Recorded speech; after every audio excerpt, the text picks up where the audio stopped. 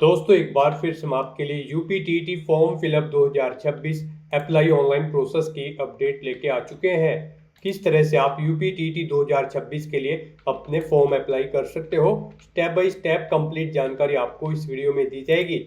Last date की update है, अंतिम मौका है, केवल 6 दिन शेष रह गए हैं। आप जल्द से जल्द अपना फॉर्म अप्लाई कर ले, कहीं मौका हाथ से छूट न जाए। आप अंतिम समय का वेट न करें, आज ही से अभी से अपना फॉर्म अप्लाई कर ले। अंतिम समय में फॉर्म भरते समय अगर आपके सामने कोई भी टेक्निकल प्रॉब्लम आ रही है तो उसका हल भी आपको इस वीडियो में मिल जाएगा। आखिरी समय में फॉर्म भरते समय आपको कोई भी ऐसी गलती या फिर मिस्टेक नहीं करनी होगी जिससे कि आपका फॉर्म रिजेक्ट हो सके।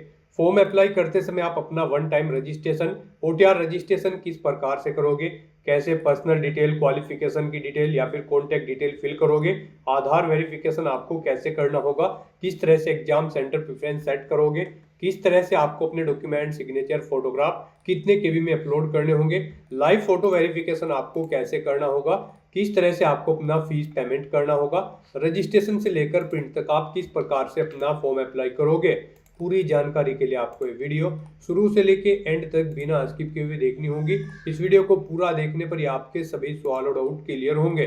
तो चलिए दोस्तों, बिना कोई वक्त गंवाए शुरू करते हैं यूपीटीटी फॉर्म फिलअप की पूरी जानकारी।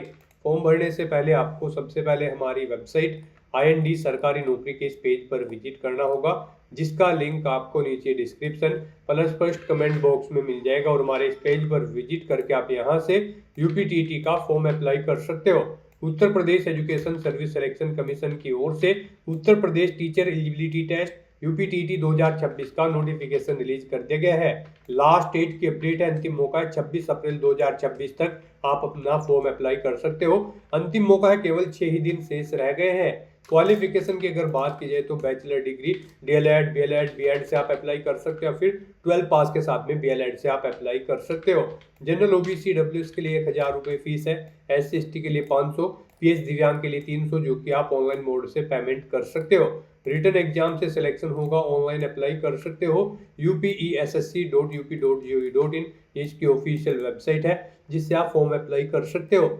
इंपोर्टेंट लिंक सेक्शन के अंतर्गत ऑफिशियल नोटिफिकेशन PDF लिंक पर क्लिक करके आप इसकी PDF डाउनलोड कर सकते हो। इसमें आपको यहाँ पर सबसे पहले आवेदन करने की डेट देखने को मिल जाएगी, exam date, admit card download करने की डेट, कंप्लीट डेट की टेबल आपको यहाँ पर दे दी गई है। साथ ही साथ ऑनलाइन आवेदन करने के लिए यहाँ पर कुछ इंपोर्टेंट इंस्ट्रक्शंस आपको दिए गए हैं। आवेदन शुल्क जमा करने के लिए आप कैटेगरी वाइज यहाँ पर फीस पेमेंट की जानकारी दे दी गई है। यहाँ पर आपको क्लास वाइज क्वालिफिकेशन की डिटेल दे दी गई है, हिंदी में आप चेकआउट कर सकते हो। साथ साथ एग्जामिनेशन पैटर्न आपको डिटेल में यहाँ पर प्रोवाइड करा दिया गया है। इस PDF को स्क्रॉल डाउन करते हुए आपको आउट अप्लाई का प्रोसीजर भी दिखाया गया है। साथ ही साथ यहाँ पर आपको exam pattern, syllabus, subject wise और टॉपिक वाइज पूरा डिटेल में क्लास वाइज प्रोवाइड करा दिया गया है। तो फॉर्म अप्लाई करने से पहले आपको ये ऑफिशियल नोटिफिकेशन की PDF पूरा पढ़ना अनिवार्य है। इसको पूरा पढ़ने से ही आपके सभी सवाल और डाउट क्लियर होंगे। PDF रीड आउट करने के बाद में आपको अप्लाई ऑनलाइन के इस लिंक पर क्लिक करना होगा, तो आपके सामने ऑनलाइन आवेदन करने का ये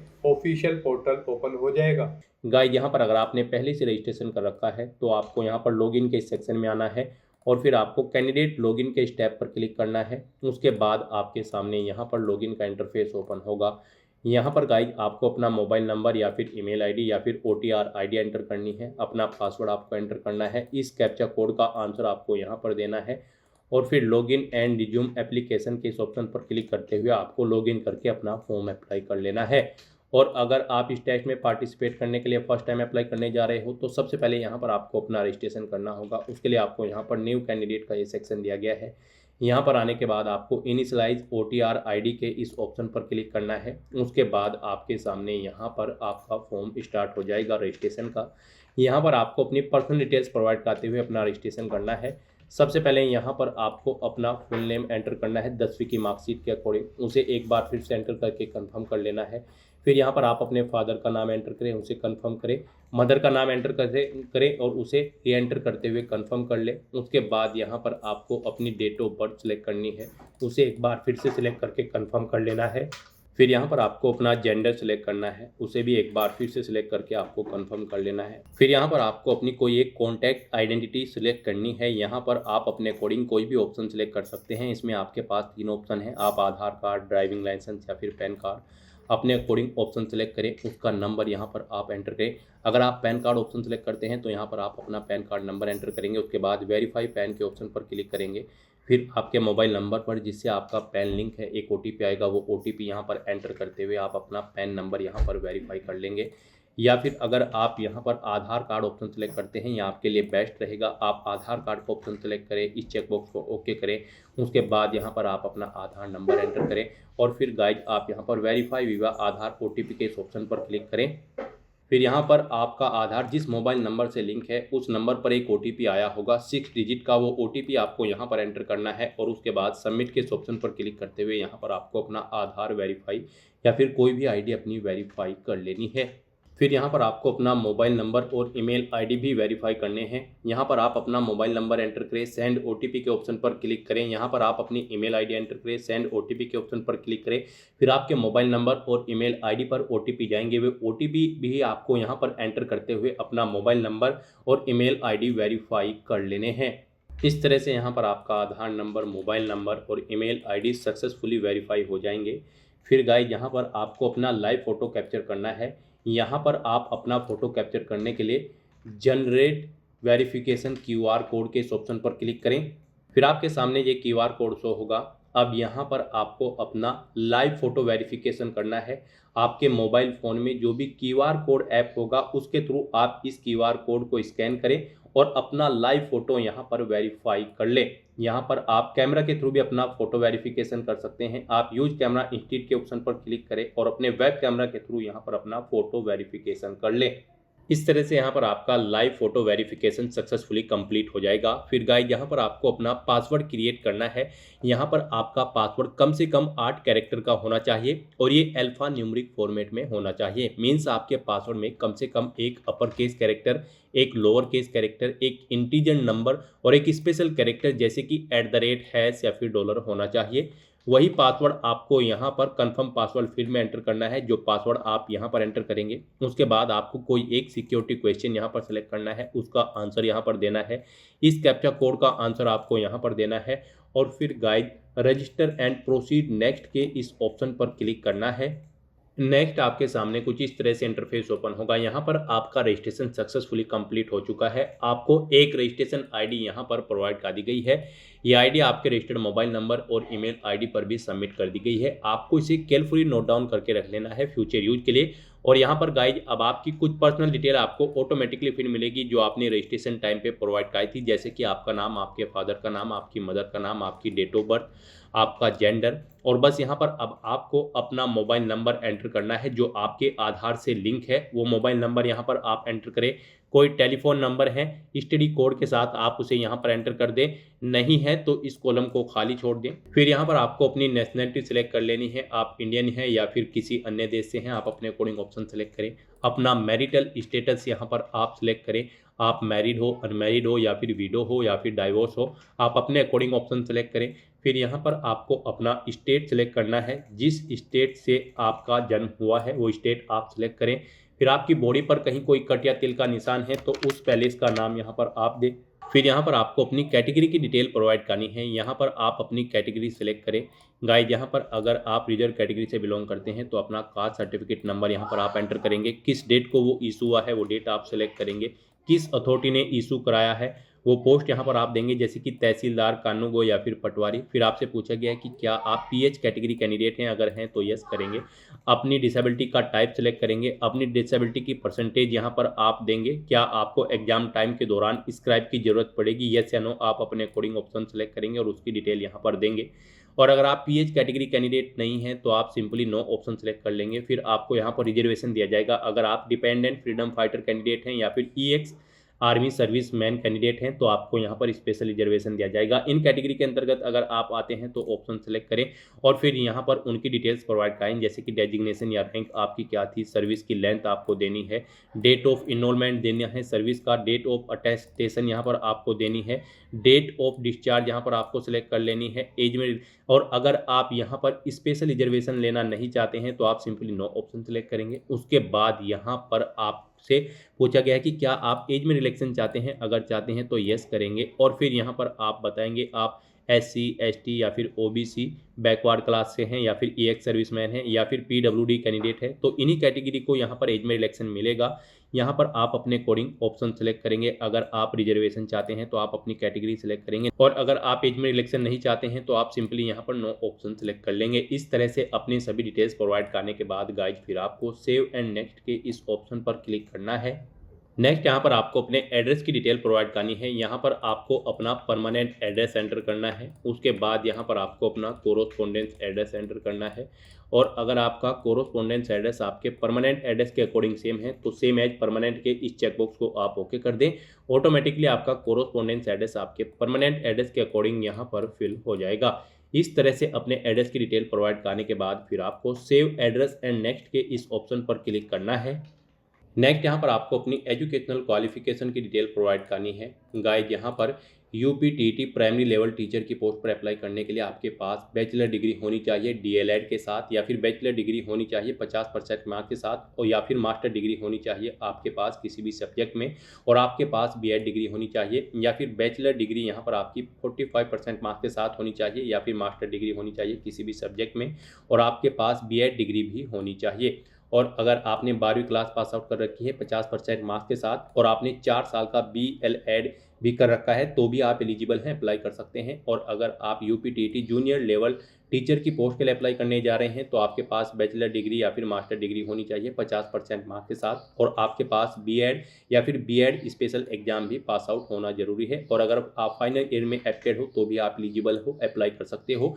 या फिर आपने बैचलर डिग्री या फिर मास्टर डिग्री कर रखी है और आपने यहाँ पर 2 साल की BTC ट्रेनिंग का एग्जाम भी पास आउट कर रखा है, तो भी आप अप्लाई कर सकते हो यहाँ पर जूनियर लेवल टीचर के लिए। और या फिर आपने यहाँ पर 12वीं क्लास पास आउट कर रखी हो 50% मार्क्स के साथ, और आपके पास BLEd 4 साल का कोर्स भी होना जरूरी है।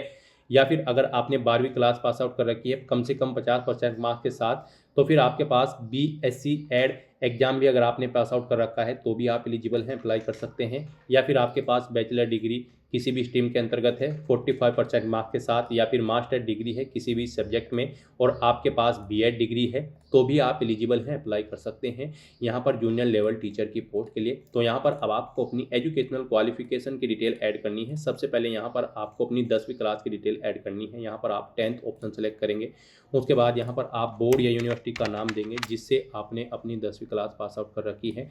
सब्जेक्ट्स देंगे, यहाँ पर आपने जो भी सब्जेक्ट आपके पास 10वीं में थे जैसे कि हिंदी, इंग्लिश, मैथ, कोमा लगाते हुए यहाँ पर आप अपने 10वीं के सभी सब्जेक्ट एंटर कर देंगे। पासिंग ईयर यहाँ पर आपको देना है, किस ईयर में यहाँ पर आपने अपनी 10वीं क्लास पास आउट की है। अपना 10वीं का रोल नंबर यहाँ पर आपको एंटर करना है, मार्कशीट नंबर एंटर करना है, आपका रिजल्ट परसेंटेज में था या फिर CGPA में, आप अपने अकॉर्डिंग यहाँ पर ऑप्शन सेलेक्ट करेंगे। परसेंटेज में अगर था तो बताएं कितने मार्क्स आपने ऑब्टेन किए हैं, टोटल कितने मार्क्स थे जिसमें से आपने मार्क्स ऑब्टेन किए हैं वो आप एंटर करें। यहाँ पर इन मार्क्स के अकॉर्डिंग आपकी परसेंटेज कैलकुलेट करके आपको शो कर दी जाएगी। इस तरह से यहाँ पर अपने मार्क्स की डिटेल प्रोवाइड करने के बाद फिर आपको ऐड एंट्री के इस ऑप्शन पर क्लिक करके अपनी क्वालिफिकेशन की ये डिटेल यहाँ पर ऐड कर देनी है। इस तरह से यहाँ पर आपको 1 by 1 करके अपनी 10वीं, 12वीं और ग्रेजुएशन, और साथ ही साथ यहाँ पर आपको अपनी BEd या फिर DLEd जो भी आपने कर रखी है ट्रेनिंग क्वालिफिकेशन, उसकी डिटेल यहाँ पर आपको ऐड कर देनी है। तो यहाँ पर आप 1 by 1 करके ऑप्शन सेलेक्ट करेंगे, अपनी डिटेल्स प्रोवाइड करेंगे और ऐड एंट्री के ऑप्शन पर क्लिक करते हुए अपनी सभी क्वालिफिकेशन यहाँ पर आप ऐड कर देंगे। इस तरह से यहाँ पर आपको अपनी एजुकेशनल क्वालिफिकेशन की डिटेल 1 by 1 करके ऐड कर देनी है। फिर आपको इस पेज को नीचे स्क्रॉल डाउन करना है और फिर गाइज आपको यहाँ पर प्रोसीड नेक्स्ट के इस ऑप्शन पर क्लिक करना है। फिर यहाँ पर आपसे पूछा गया कि क्या आप जुड़वा भाई बहन हैं, अगर हैं तो आप यस करेंगे, उनकी डिटेल देंगे जैसे कि उनका जेंडर सेलेक्ट करेंगे, का नाम देंगे, और यहाँ पर क्या आप सेम एग्जाम में पार्टिसिपेट करने जा रहे हैं यानी कि UPTT 2026 में आप पार्टिसिपेट करने जा रहे हैं, अगर जा रहे हैं तो यस करेंगे। फिर आप अपनी ID सेलेक्ट करेंगे, ID का नंबर यहाँ पर देंगे और फिर आप सेव एंड नेक्स्ट के इस ऑप्शन पर क्लिक कर देंगे। और अगर आप यहाँ पर जुड़वा भाई बहन नहीं हैं तो आप सिंपली नो ऑप्शन सेलेक्ट करेंगे और फिर भी आपको यहाँ पर सेव एंड नेक्स्ट स्टेप के इस ऑप्शन पर क्लिक करना है। नेक्स्ट यहाँ पर आपको अपने डॉक्यूमेंट अपलोड करने हैं। यहाँ पर आपको अपना passport size photo, signature, ID proof, 10वीं की मार्कशीट, 12वीं की मार्कशीट, अपनी ग्रेजुएशन की मार्कशीट, अपने सभी डॉक्यूमेंट्स अपलोड करने हैं। हम आपको बताते हैं कितने केबी में कौन सा डॉक्यूमेंट आपको अपलोड करना है। यहाँ पर आपका जो पासपोर्ट साइज फ़ोटो होगा वो 30 से 300 केबी के बीच में होना चाहिए, जेपीजी या फिर पीएनजी फॉर्मेट में होना चाहिए।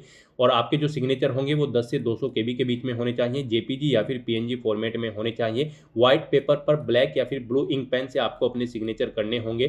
तो यहाँ पर अपना फोटो और सिग्नेचर अपलोड करने के लिए आपको सेलेक्ट फाइल के ऑप्शन पर क्लिक करना है, फाइल को सिलेक्ट कर लेना है और अपलोड के इस ऑप्शन पर क्लिक करते हुए इन्हें यहाँ पर आपको अपलोड कर देना है। उसके बाद यहाँ पर आपको अपना कोई फोटो आइडेंटिटी प्रूफ अपलोड करना है, 10वीं की मार्कशीट अपलोड करनी है, 12वीं की मार्कशीट, ग्रेजुएशन मार्कशीट यहाँ पर आपको अपलोड करनी है। यहाँ पर आपके ये डॉक्यूमेंट 50 से 500 केबी के बीच में होने चाहिए, पीडीएफ फॉर्मेट में आपके ये डॉक्यूमेंट होने चाहिए। उसके बाद यहाँ पर आपको अपना handwritten declaration document upload करना है। ये यहाँ पर गाइज आपका जेपीजी या फिर पीएनजी फॉर्मेट में होना चाहिए, 50 से 500 केबी के बीच में होना चाहिए। और फिर आपको अपना ट्रेनिंग सर्टिफिकेट जैसे कि बीएड या फिर डीएलएड की डिग्री या डिप्लोमा अपलोड करना है। फिर आपको अपना कैटेगरी सर्टिफिकेट अपलोड करना है, ये आपके 50 से 500 केबी के बीच में होने चाहिए। पीडीएफ फॉर्मेट में आपकी ये ट्रेनिंग सर्टिफिकेट और कैटेगरी सर्टिफिकेट होने चाहिए। अपने इन डॉक्यूमेंट्स को अपलोड करने के लिए गाइज आपको यहाँ पर सेलेक्ट फाइल के ऑप्शन पर क्लिक करना है और फिर आपको अपलोड के ऑप्शन पर क्लिक करते हुए 1 बाय 1 करके अपने इन सभी डॉक्यूमेंट्स को आपको अपलोड कर देना है। गाइज यहाँ पर अगर आपके किसी भी डॉक्यूमेंट का साइज कम या ज़्यादा है, दी गई गाइडलाइंस के अकॉर्डिंग नहीं है, तो आप मैन्युअली उसे सेट कर सकते हो। आपको गूगल पर जाना है, इमेज रिसाइजर टाइप करना है, मल्टीपल ऑनलाइन वेबसाइट ओपन होंगी, किसी भी वेबसाइट को ओपन करें, वहाँ पर आप जिस भी डॉक्यूमेंट का साइज दी गई गाइडलाइंस के अकॉर्डिंग सेट करना चाहते हैं उसे अपलोड करें, साइज उसका सेट करें दी गई गाइडलाइंस के अकॉर्डिंग और फिर वहाँ से उसे डाउनलोड करके यहाँ पर अपलोड कर दें। इस तरह से अपने सभी डॉक्यूमेंट्स यहाँ पर अपलोड करने के बाद फिर आपको proceed to preview and submit के इस ऑप्शन पर क्लिक करना है। नेक्स्ट यहाँ पर आपने पीछे अब तक जो डिटेल प्रोवाइड कराई है अपने OTR की, उसका पूरा प्रीव्यू आपको शो कर दिया गया है। आपको सभी डिटेल केयरफुली चेकआउट करनी है, इस पेज को नीचे स्क्रॉल डाउन करना है। उसके बाद आपको यहाँ पर OTR प्रोफाइल डिक्लेरेशन सेक्शन में आना है, इस चेकबॉक्स को ओके करना है और फिर गाइज आपको यहाँ पर कंप्लीट OTR प्रोफाइल के इस ऑप्शन पर क्लिक करना है। इस तरह से यहाँ पर आपका OTR कंप्लीट हो जाएगा, यानी कि 1 टाइम रजिस्ट्रेशन। अब आपको गाइज यहाँ पर UPTT 2026 के इस सेक्शन में आना है और UPTT 2026 पर अप्लाई करने के लिए आपको अप्लाई नाउ के इस टैब पर क्लिक करना है। नेक्स्ट यहाँ पर आपको अपनी एग्जाम प्रेफरेंस देनी है। यहाँ पर आपको बताना है आप प्राइमरी लेवल क्लास 1 से 5 टीचर के लिए अप्लाई करना चाहते हैं पेपर फर्स्ट के लिए, या फिर पेपर सेकंड जो कि अपर प्राइमरी क्लास 6 से 8 टीचर्स के लिए है उसके लिए आप अप्लाई करना चाहते हैं, या फिर आप दोनों पेपर के लिए अप्लाई करना चाहते हैं कक्षा 1 से 5 और कक्षा 6 से 8 के टीचर दोनों के लिए। तो आप अपने अकॉर्डिंग ऑप्शन सेलेक्ट करेंगे, फिर आप अपना सब्जेक्ट ग्रुप यहाँ पर सिलेक्ट करेंगे, आप किन सब्जेक्ट के लिए यहाँ पर टीच कराना चाहते हैं, science and mathematics, social science या फिर आर्ट, आप अपने कोडिंग ऑप्शन सेलेक्ट करेंगे। फिर आपसे पूछा गया है कि क्या आप गवर्नमेंट टीचर के तौर पर कार्यरत हैं, अगर हैं तो आप यस करेंगे और फिर यहाँ पर आप डिटेल्स देंगे उसकी, जैसे कि यहाँ पर आप टाइप सेलेक्ट करेंगे, आप प्राइमरी लेवल के टीचर हैं या फिर अपर प्राइमरी, ऑर्गेनाइजेशन या स्कूल का नाम देंगे जिसमें आप कार्यरत है, ज्वाइनिंग डेट यहाँ पर आप देंगे, रिटायरमेंट डेट यहाँ पर आप सेलेक्ट करेंगे और यहाँ पर इस तरह से आपको अपनी डिटेल देनी होगी। और अगर आप यहाँ पर गवर्नमेंट टीचर नहीं हैं तो आप यहाँ पर नो ऑप्शन सेलेक्ट करेंगे, फिर आपको आगे की डिटेल्स नहीं देनी होगी। फिर यहाँ पर आपको अपनी इसेंशियल क्वालिफिकेशन सेलेक्ट करनी है। यहाँ पर गाइड जैसा कि हम आपको ऑलरेडी बता चुके हैं, यहाँ पर प्राइमरी लेवल टीचर की पोस्ट पर अप्लाई करने के लिए आपके पास बैचलर डिग्री होनी चाहिए किसी भी स्ट्रीम के साथ, प्लस आपके पास DLED पास आउट होनी जरूरी है, या फिर अगर आप फाइनल ईयर में अपेयर हो तो भी आप एलिजिबल हो, अप्लाई कर सकते हो, या फिर आपके पास यहाँ पर बैचलर डिग्री होनी चाहिए 50% मार्क्स के साथ, या फिर मास्टर डिग्री होनी चाहिए किसी भी सब्जेक्ट में, और आपके पास BEd डिग्री भी होनी चाहिए तो भी आप एलिजिबल हैं, अप्लाई कर सकते हैं प्राइमरी लेवल टीचर के लिए। या फिर आपके पास यहाँ पर बैचलर डिग्री होनी चाहिए 45% मार्क्स के साथ, या फिर मास्टर डिग्री होनी चाहिए किसी भी सब्जेक्ट में, और आपके पास BEd डिग्री यहाँ पर होनी चाहिए, या फिर उसमें अगर आप फाइनल ईयर में अपेयर हो तो भी आप एलिजिबल हो, अप्लाई कर सकते हो। और अगर आपने 12वीं क्लास 50% मार्क्स के साथ पास आउट कर रखी है और 4 साल की BLED भी आपने कर रखी है तो भी आप एलिजिबल हैं, अप्लाई कर सकते हैं। और यहाँ पर जूनियर लेवल टीचर की पोस्ट पर अप्लाई करने के लिए आपके पास बैचलर डिग्री होनी चाहिए या फिर मास्टर डिग्री होनी चाहिए कम से कम 50% मार्क्स के साथ, और आपके पास BEd या फिर BEd स्पेशल एग्जाम भी पास आउट होना जरूरी है। अगर आप फाइनल ईयर में अपेयर हो तो भी आप एलिजिबल हो, अप्लाई कर सकते हो। या फिर आपके पास बैचलर डिग्री होनी चाहिए या फिर मास्टर डिग्री, और आपके पास बीटीसी की 2 साल की ट्रेनिंग यहाँ पर होनी चाहिए, तो भी आप अप्लाई कर सकते हो यहाँ पर जूनियर लेवल टीचर के लिए। और अगर आपने 12वीं क्लास 50% मार्क्स के साथ पास आउट कर रखी है और यहाँ पर आपके पास बीएलएड 4 साल की है, तो भी आप एलिजिबल हैं, अप्लाई कर सकते हैं। या फिर आपने 12वीं क्लास 50% मार्क्स के साथ पास आउट कर रखी है और आपके पास बीएससी ईएड है, तो भी आप अप्लाई कर सकते हो। या फिर अगर आपके पास बैचलर डिग्री है किसी भी स्ट्रीम में 45% मार्क्स के साथ, और आप या फिर आपने मास्टर डिग्री कर रखी है किसी भी सब्जेक्ट में, तो आपके पास बीएड डिग्री होनी जरूरी है, तो भी आप एलिजिबल हो, अप्लाई कर सकते हो जूनियर लेवल टीचर की पोस्ट पर। तो यहाँ पर आप अपने अकॉर्डिंग अब ऑप्शन सेलेक्ट करेंगे। आपने यहाँ पर स्नातक के साथ बीएड या फिर डीएलएड या फिर बीटीसी जो भी कर रखा है, आप अपने अकॉर्डिंग इनमें से ऑप्शन सेलेक्ट करेंगे जो भी आपके पास है। उसके बाद यहाँ पर आपको बोर्ड या यूनिवर्सिटी का नाम देना होगा जिससे आपने अपनी ये इसेंशियल क्वालिफिकेशन पास आउट कर रखी है, अपनी बीएड या फिर डीएलएड या फिर आपने जो बीटीसी की ट्रेनिंग कर रखी है वो यहाँ पर आपने किस बोर्ड या यूनिवर्सिटी से कर रखी है, उस यूनिवर्सिटी का नाम यहाँ पर आप देंगे। फिर आप अपनी क्वालिफिकेशन का स्टेटस सेलेक्ट करेंगे, अपनी इसेंशियल क्वालिफिकेशन का, आपने वो पास आउट कर रखी है या फिर आप फाइनल ईयर में अपियर हो, आप अपने कोडिंग ऑप्शन सेलेक्ट करेंगे। परसुइंग यानी कि अगर आप फाइनल ईयर में अपियर हो तो फिर आप एक्सपेक्टेड डेट देंगे कब वो कंप्लीट हो जाएगी। फिर यहाँ पर अगर आपने कंप्लीट कर रखी है तो आप पास ऑप्शन सेलेक्ट करेंगे और यहाँ पर आप बताएंगे आपने कब पास आउट की है, वो यहाँ पर आप सिलेक्ट कर लेंगे। कितने मार्क्स आपने ऑब्टेन किए हैं वो यहाँ पर आप एंटर करेंगे। उसके बाद गाइड यहाँ पर आपको बताना होगा टोटल कितने मार्क्स थे जिसमें से आपने मार्क्स ऑब्टेन किए हैं, इनके अकॉर्डिंग आपकी परसेंटेज कैलकुलेट करके यहाँ पर आपको शो कर दी जाएगी। इस तरह से यहाँ पर आपको अपनी इसेंशियल क्वालिफिकेशन की डिटेल देनी होगी। अगर यहाँ पर आप पेपर फर्स्ट के लिए अप्लाई कर रहे हैं कक्षा 1 से 5 के लिए, और अगर आप दोनों के लिए अप्लाई कर रहे हैं तो फिर आपको दोनों की डिटेल्स यहाँ पर देनी होगी। फिर आपको यहाँ पर ऐसे ही सेम कक्षा 6 से 8 के लिए जो पेपर सेकंड होगा उसकी डिटेल्स भी आपको देनी होगी। यहाँ पर भी आपको अपनी इसेंशियल क्वालिफिकेशन सेलेक्ट कर लेनी होगी। उसमें भी आपको बोर्ड या यूनिवर्सिटी का नाम देना है, क्वालिफिकेशन का स्टेटस बताना है, कब आपने पास आउट की है, अगर पास आउट कर ली है तो वो डेट आपको सिलेक्ट करनी है, मार्क्स आपने कितने ऑब्टेन किए हैं वो आपको एंटर करने हैं, टोटल कितने मार्क्स थे जिसमें से आपने मार्क्स ऑब्टेन किए हैं वो आपको एंटर करने हैं। इनके अकॉर्डिंग आपकी परसेंटेज कैलकुलेट करके यहाँ पर आपको शो कर दी जाएगी। फिर यहाँ पर आपको अपनी लैंग्वेज सेलेक्ट करनी है। यहाँ पर आपको पहली लैंग्वेज आपकी ऑटोमेटिकली हिंदी रहेगी, हिंदी मैंडेटरी है। फिर यहाँ पर आपको अपनी सेकंड लैंग्वेज सेलेक्ट कर लेनी है, इंग्लिश, संस्कृत या फिर उर्दू, आप अपने कोडिंग ऑप्शन सेलेक्ट करेंगे। इस तरह से यहाँ पर अपनी एग्जाम प्रेफरेंस और इसेंशियल क्वालिफिकेशन डिटेल देने के बाद गाइड फिर आपको सेव एंड नेक्स्ट के इस ऑप्शन पर क्लिक करना है। नेक्स्ट यहाँ पर आपने पीछे जो अपनी इसेंशियल क्वालिफिकेशन सेलेक्ट की है उसके डॉक्यूमेंट आपको अपलोड करनी है, उसकी मार्कशीट आपको यहाँ पर अब अपलोड करनी है। यहाँ पर आपकी मार्कशीट 50 से 500 KB के बीच में होनी चाहिए, PDF फॉर्मेट में होनी चाहिए।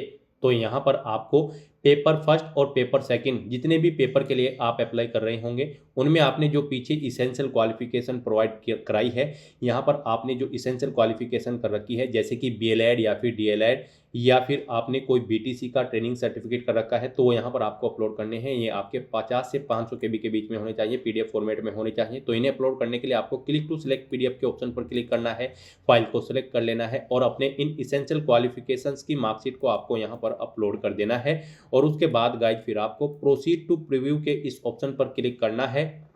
नेक्स्ट यहाँ पर आपको आपके एप्लीकेशन फॉर्म का जो आपने पीछे अब तक डिटेल प्रोवाइड कराई है उसका पूरा प्रीव्यू शो कर दिया गया है। आपको सभी डिटेल्स केयरफुली चेकआउट करनी है, इस पेज को नीचे स्क्रॉल डाउन करना है, फाइनल डिक्लेरेशन सेक्शन में इस चेकबॉक्स को ओके करना है और उसके बाद guide confirm and proceed to payment के इस ऑप्शन पर क्लिक करना है। फिर आपके लिए यहाँ पर फीस पेमेंट के लिए ऑप्शन शो होंगे। आप यहाँ पर SBI या फिर ICI के थ्रू फीस पेमेंट कर सकते हो। ये 2 पेमेंट गेटवे हैं जिनमें से आप किसी को भी सिलेक्ट करते हुए फीस पेमेंट कर सकते हो। तो यहाँ पर आप अपनी चॉइस के अकॉर्डिंग कोई भी ऑप्शन सेलेक्ट करें, इस पर क्लिक करें और उसके बाद गाइज फिर आप पे नाउ विवा, SBI ई-पे या फिर ICICI ई-पे के ऑप्शन पर क्लिक कर दें। फिर आपके सामने कुछ इस तरह से इंटरफेस ओपन होगा। अब यहाँ पर गाइड आप UPI, debit card, credit card या फिर इंटरनेट बैंकिंग के माध्यम से अपना फीस पेमेंट कर सकते हो। यहाँ पर आपको आपकी कैटेगरी और पेपर्स के अकॉर्डिंग एप्लीकेशन फ़ीस का अमाउंट देखने को मिल जाएगा। ये फीस पेमेंट आपको करना होगा जनरल ओबीसी ईडब्ल्यूएस कैंडिडेट के लिए एक पेपर के लिए 1000 रुपये फीस है। यहाँ पर SC ST के लिए एक पेपर के लिए 500 रुपये फीस है और PH कैंडिडेट के लिए एक पेपर के लिए 300 रुपये फीस है। दोनों के लिए अगर आप अप्लाई कर रहे हैं तो फिर आपको इन कैटेगरी के अकॉर्डिंग फीस का अमाउंट डबल कर लेना है, उसके अकॉर्डिंग यहाँ पर आपको फीस पेमेंट देखने को मिलेगा। तो यहाँ पर अब आपको अपनी कैटेगरी और पेपर्स के अकॉर्डिंग एप्लीकेशन फीस का अमाउंट पे करना है। यहाँ पर आपके लिए सबसे बेस्ट और ईजी ऑप्शन UPI का रहेगा। आप UPI के इस ऑप्शन पर क्लिक करें, उसके बाद आपके सामने यहाँ पर दो ऑप्शन हैं। आप अपनी UPI ID एंटर करते हुए अपना फीस पेमेंट कर सकते हैं या फिर आप जनरेट QR के इस ऑप्शन पर क्लिक करें। ये QR कोड आपको शो होगा, आप इसे अपने UPI से स्कैन करें और अपना फीस पेमेंट कर दें। सक्सेसफुली फीस पेमेंट करने के बाद यहाँ पर आपके एप्लीकेशन फॉर्म की सभी टास्क कंप्लीट हो जाएगी, आपका फॉर्म सक्सेसफुली सबमिट हो जाएगा। फिर आपको आपके डैशबोर्ड में डायरेक्ट कर दिया जाएगा। वहाँ से आप अपने एप्लीकेशन फॉर्म का एक हार्ड कॉपी या फिर सॉफ्ट कॉपी प्रिंट आउट ले लें फ्यूचर यूज के लिए, फ्यूचर रेफरेंस के लिए, और आप अपने डैशबोर्ड में से अपने एप्लीकेशन फॉर्म का स्टेटस भी चेकआउट कर सकते हो कि वो सक्सेसफुली सबमिट हो चुका है या फिर नहीं।